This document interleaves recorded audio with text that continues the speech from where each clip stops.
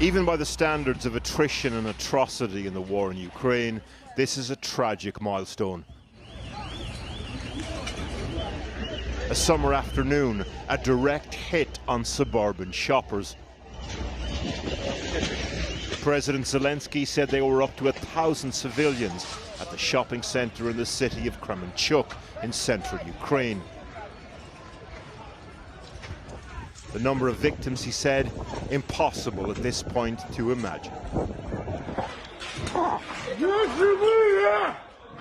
The frantic search for family lost in the smoke.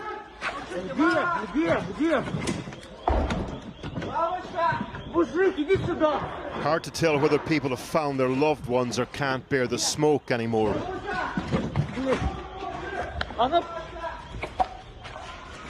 The lucky ones guided out, free of the inferno.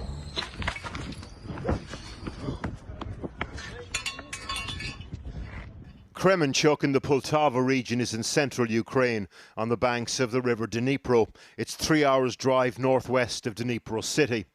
The shopping centre is called Amstor. It's across the road from an industrial complex which was also hit. The Ukrainian military said the shopping centre was hit by an old 1960s era missile, typically used to take out aircraft carriers. If that's correct, this particular type of missile is notoriously inaccurate. And just 2 weeks ago, the British government warned that its use on ground targets could cause severe collateral damage.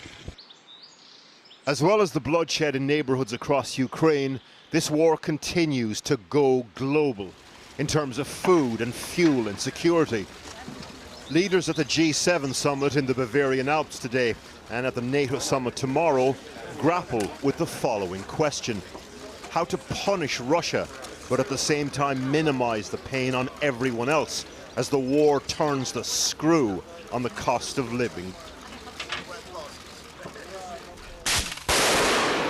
NATO Secretary General announced a huge increase in the alliance's rapid response forces from current levels of around 40,000 to well over 300,000. This addresses concerns by the Baltic states, but the summit tomorrow will also articulate the alliance's new, more urgent sense of focus. Our new concept will guide us in an era of strategic competition. I expect it will make clear that allies consider Russia as the most significant and direct threat to our security.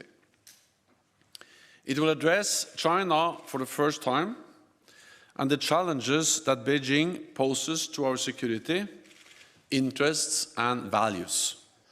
Hours before the strike at the shopping centre in Kremenchuk, President Zelenskyy joined the G7 meeting via video link, again appealing for more sophisticated heavy weaponry and saying he hoped the war would be over by the end of the year, before winter sets in and battle conditions become even tougher. G7 leaders in turn promised to support Ukraine for as long as it takes. But as fuel and food insecurity start to really bite at domestic electorates, that could start to feel like a very long time indeed. Well, joining me now from New York is David Miliband, former British Foreign Secretary, now President of the International Rescue Committee. It's almost as if whenever the international community meets, Russia will widen its attacks to other cities in Ukraine. Does it expose the impotence of the support so far? I think what it exposes is that we're living in an increasing age of impunity, when civilians going about their daily life, whether it be just in a block of flats or going shopping, become targets for missiles. That impunity has been seen in Syria, in Ethiopia and elsewhere, and we're seeing it extensively in Ukraine. In that sense, Ukraine is the capstone on the age of impunity. And obviously, we don't yet know the full course of the war. What I see is two fronts, really. On the Eastern Front, a very 20th century, early 20th century style of warfare in the Donbass, but then asymmetrically attacks on, you could call them random targets, but in truth, they're civilian targets in the rest of the country. And that obviously causes mayhem and terrible loss of life. And that's one reason I think it's so hard to predict how this war is going to conclude. So what do you think the G7 now and NATO later in the week should be trying to get to? Well, obviously, there's a military side of this, and I'm not in a position to speak about that. I'm leading a humanitarian agency. But what I see on the civilian side is a twofold challenge. On the one hand, substantively increased global needs as a result of the Ukraine crisis. And we should go into, in some depth, the food crisis aspect of that. But allied to the substantive questions, there is a political question. 60 countries in the United Nations General Assembly refused to condemn the Russian invasion in a resolution in March, and they represent at least 60% of the global population. So there isn't yet a global coalition against this transgression of national sovereignty that the invasion represents. And this substantive issue of food price rises and the political issue of a broken world order feed into each other. Because, of course, the Russian narrative is that the West is to blame for the hikes in food prices that you're seeing in graphic form with threatened famine in Somalia, in the Sahel region of Africa, in Yemen. And so the political and the substantive come together. And this food price issue is one where there's urgent need for G7 attention. I'm looking to the summit conclusions to come up with some serious measures. Well, what could they do? I mean, at the moment, Ukrainian exports are either being blockaded by Russia in the Black Sea or stolen and taken off to Russia and its allies. I mean, and what is the threat of that to famine around the world, and what could be done?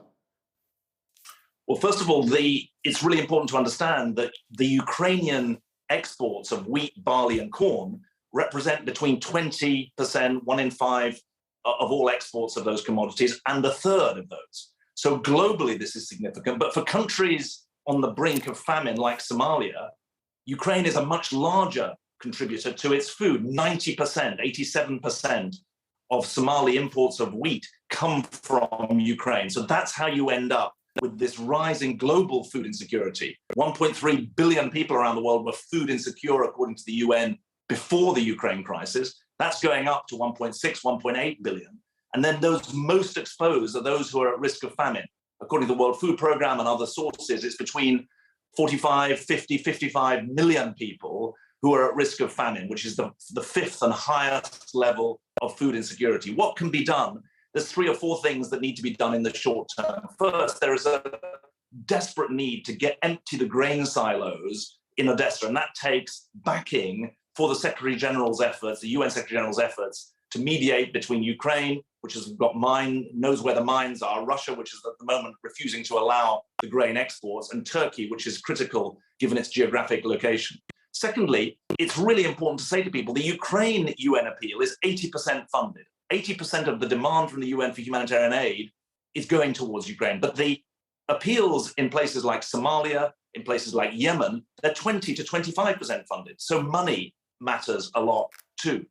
Thirdly, and critically, there is the global food system that needs urgent attention. As I say, it was in some fragile state before the entry of the Russians into Ukraine. It's now being put onto the critical list. And this issue of food security has been neglected for far too long. I mean, doesn't that leave people in Somalia or Afghanistan, or all sorts of countries, thinking, well, frankly, the developed world and the international community care more about Ukraine than they do about us? Yes, it does leave them thinking that, even though there are no sanctions, Western sanctions, on grain or other agricultural exports. So there's been a terrible job done in winning this political argument. And I think it's very, very important to proceed on the basis that the war in Ukraine is not going to be over soon. It's adding to structural factors that have been exacerbated in respect of conflict and respect of climate change that have starved the global food system of the kind of stability that it needs. And it needs a far more thoroughgoing response than we're seeing at the moment. At the moment, the left hand and the right hand of the Western world don't seem to know what the other is doing, and that's what needs to be addressed. David Miliband, thank you very much. Well, while the West has been discussing more economic embargoes against Russia, today we saw the impact of the current sanctions regime. Russia has defaulted on its debts, something it's previously only done during the economic chaos of the 90s and just after the Russian Revolution.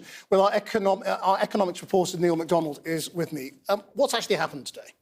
Well, look, Russia has borrowed money from foreign investors, about $20 billion worth, and it has to pay interest on that borrowing, just as anyone would if they borrowed money from a bank. Today, it was due to pay about $100 million in interest payments, and those payments did not turn up. So Russia has failed to fulfil its financial obligations, and thus it is in default. And why has this happened? This is a very strange default, because, of course, default normally happens when a country doesn't have any money and it can't pay. Russia says, we do have the money, and we'd be only too happy to pay. Russia's problem is that the money it's borrowed is in dollars, and the interest payments it's due to make are in dollars. And what the US Treasury has done very effectively is basically freeze Russia out of the global financial system so it cannot move the dollars it has around to pay anyone. So effectively, Russia has been forced to default. So what will be the impact of that? Don't expect the Russian economy to collapse because of this. 20 billion does sound like a very big number, but the reality is that Russia at the moment is generating huge amounts of money from oil and gas, and so it doesn't actually have to borrow anything from international financial markets.